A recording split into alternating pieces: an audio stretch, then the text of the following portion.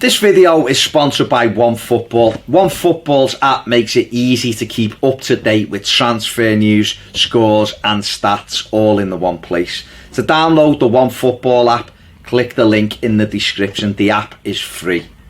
To watch more of this video, get over and join us on Patreon. So, I mean, it's a tough one, this. And I know we've probably done it before and we'll do it again. Who goes, who stays? We'll be doing a main show on this in a couple of weeks. I think that this is a murky one, this, isn't it? Because if you'd asked us a few weeks ago, certainly before the Cardiff game, we'd have said Morgan Snyder, gone. But you asked me this week, and I was like, I'd probably keep him now. If he wants to stay, if he'll stay, I'd keep him. Unless, because, and the manager was asked for Theo Walcott, he was like, well, why would I sell him? What good does that do me? And when he comes off the bench like he did the other day and he does that, then you're like, well, you can understand that. But obviously the players have got to buy into that, of having those roles. I suppose for Walcott it's slightly different because I don't see him like the other two. He is just like, he's not like, if he played instead of Richarlison or Bernard, the team doesn't play the same. But with Sneijderlin, I think what's interesting about Sneijderlin is you could drop him into a game like you did on Sunday, and yes, you are changing the team because you're a little bit more defensive. But then you're saying to those other attacking players, Sigurdsson, you've got more freedom. Well, it becomes 4-0-6 essentially. I mean, I looked at the graph of how Everton actually played at the weekend, and it was pretty much how we thought they would, which is basically Keane, Zuma, Sneijderlin and Garner with the four, and everybody else was in United half their average positions. So it was 4-0-6 almost, which is great, and that's pretty much how Barry McCarthy.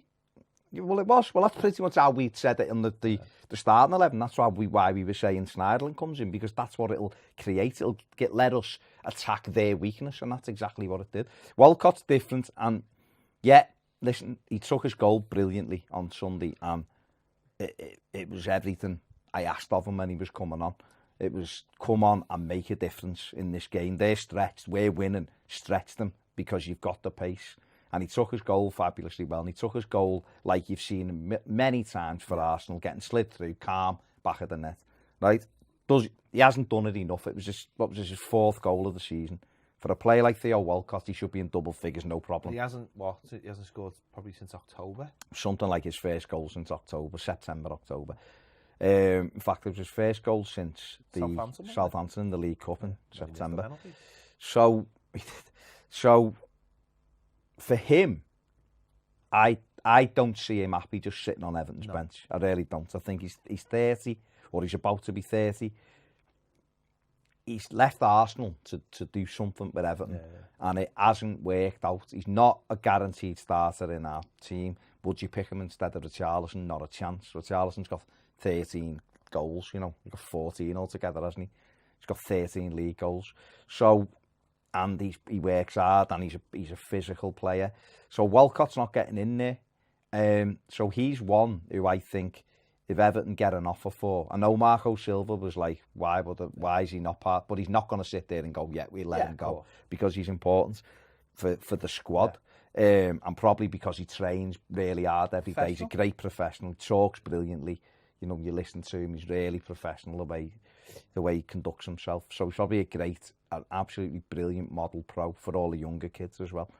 But for him, I think if the opportunity arises, and Southampton are safe now, that point against Watford this week, if the opportunity arises to go to Southampton, I think he'll end up back where he started, because I think he'll probably play for them every week as well. And also you got to look at the timing as well. This would be a summer where you, contract-wise and his age-wise, you're going to get the most amount of money for him. And I think Everton, and he's probably going to get the best deal. So Everton would be willing. I think Everton would definitely be willing. But I wouldn't be fuming if he's still here in August, by the way. No, I'm not. Because I think he's still got stuff to offer us. I mean, to be honest, there's nobody in the squad right now that I would be fuming with if they were. Do you know? I mean, everyone who's not involved is not involved. But for us to move forward, get rid of players. Listen, it's more important that we get rid of Balassi Oh, It's more important that we get rid of Sanzo. It's more important that we get rid of Nias, Mo Besic. You forget about Besic. There's Lasic. No, I think him and Emery on Yukuru.